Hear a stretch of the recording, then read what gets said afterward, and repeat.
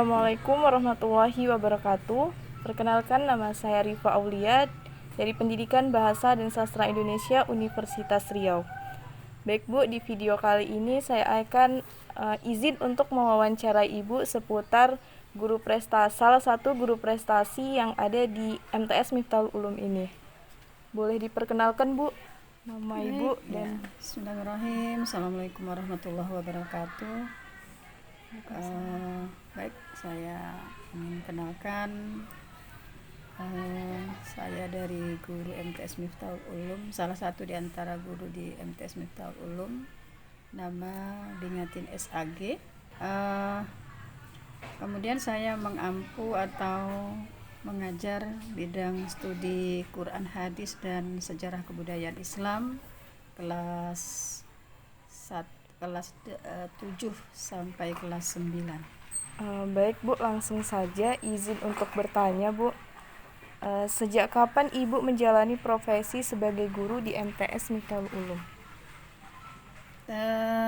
Saya mulai mengajar dari tahun 1996 sebagai guru honor, kemudian tahun 2005 alhamdulillah saya diberikan kepercayaan sebagai aparat pemerintah, yaitu pegawai negeri sipil, dan SK-nya langsung di MTS Miftahul Ulum sampai sekarang.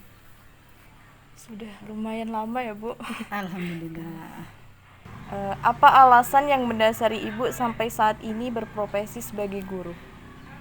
Baik, karena background saya dulu waktu belajar di perguruan tinggi adalah sebagai guru, kemudian diamanahkan juga sebagai, sampai sekarang masih diberikan kepercayaan untuk mendidik, bahwa tugas mulia dari salah satu sebagai manusia adalah mendidik, dan mendidik itu bisa di lembaga pendidikan formal seperti di MTS atau di non formal, di masyarakat dan informal. Jadi kecintaan saya terhadap dunia pendidikan, dengan semampu yang saya miliki berusaha untuk sama-sama mencerdaskan anak bangsa yang mudah-mudahan bermanfaat, terutama untuk saya dan keluarga, dan juga anak didik tentunya secara umum. Baik Bu. Adakah upaya yang Ibu siapkan pada saat melakukan proses mengajar di kelas? Nah, jika ada, itu upaya apa saja yang Ibu lakukan gitu Bu? Tentunya untuk mendapatkan nilai yang maksimal dan ada nilai yang positif terhadap anak didik, seorang guru sudah dibekali dengan berbagai strategi dan cara-cara agar kita bisa, ketika kita berada dan berhadapan dengan anak didik, hasilnya maksimal dan memuaskan, baik itu anak didik dan tentu yang mendidik.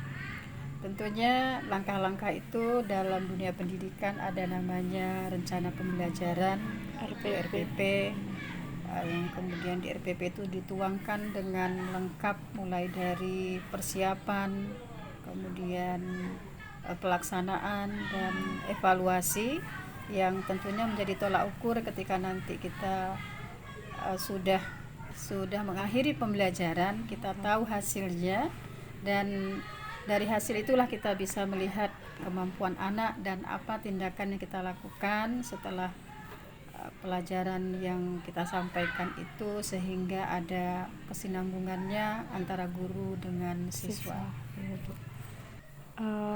Apakah ada kesulitan yang Ibu rasakan selama proses pembelajaran di kelas Bu?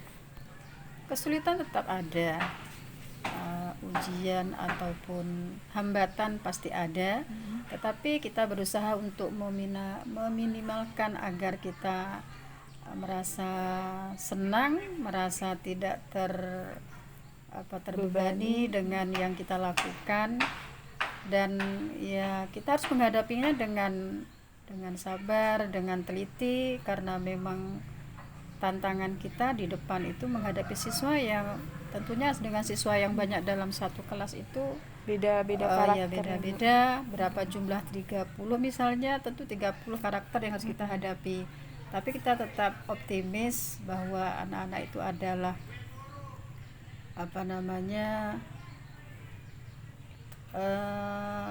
ujian yang ada di depan kita itu kita semangat untuk menghadapi dan mencari solusinya. Ya tentunya kita tidak sendiri, ada teman-teman guru, ada kepala sekolah, dan kita insya Allah ini bisa kita lakukan seandainya kita betul-betul punya niat bahwa memajukan mendidik anak-anak bangsa itu adalah satu ibadah yang harus kita lakukan sesuai dengan apa yang kita niatkan. Melihat situasi kondisi COVID-19 seperti ini ya, Bu, tentunya sistem pembelajaran di sekolah banyak mengalami perubahan. Nah, mungkin dahulunya sistem pembelajaran itu secara tatap muka, secara langsung di sekolah, di dalam kelas. Nah, mungkin karena kondisi COVID ini, sistem pembelajaran itu berubah menjadi sistem pembelajaran daring. Nah, tentunya banyak kendala yang dihadapi pada saat itu kan, Bu.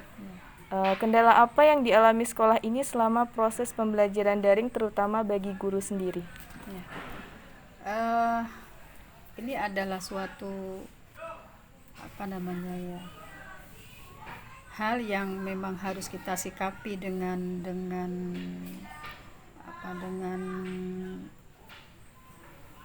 ikhlas atau dengan sabar atau dengan tenang, karena ketika terjadi COVID-19 pembelajaran berubah 180%. Iya. Artinya ketika kita harus bertatap muka secara manual menghadapi anak, menghadapi